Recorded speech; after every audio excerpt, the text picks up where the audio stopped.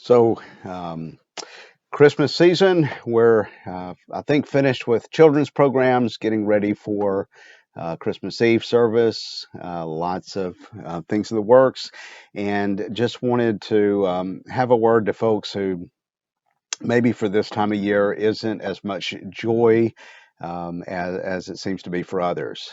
This can be a really difficult time of year for folks who've lost loved ones earlier in the year. This might be your first time to go through Christmas without a loved one. Might be some big changes, some really bad news that you've recently heard. And what I've seen going through some difficult times myself around the holidays is when there are lots of festivities and lots of decoration and lots of talk of joy and happiness.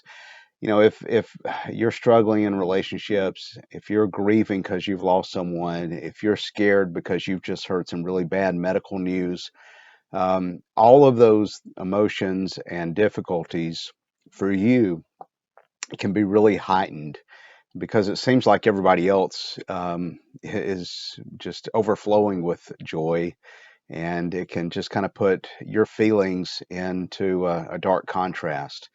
And so as we do celebrate, as we rejoice, as we hear children singing, and as we enjoy all these things, kind of wanted to have a word for those of you who maybe feel a little bit more um, darkness this time of year.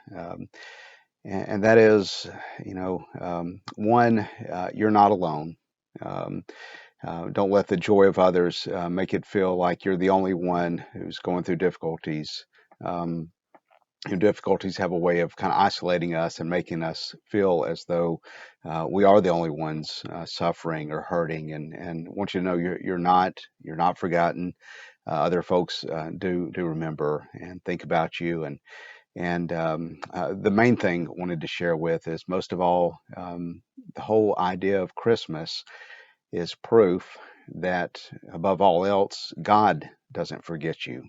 Um, as we celebrate, I think sometimes we forget that Christmas itself is proof that the world is a dark place. There is suffering, and there is death, and there is hurt. All of this, there is sin.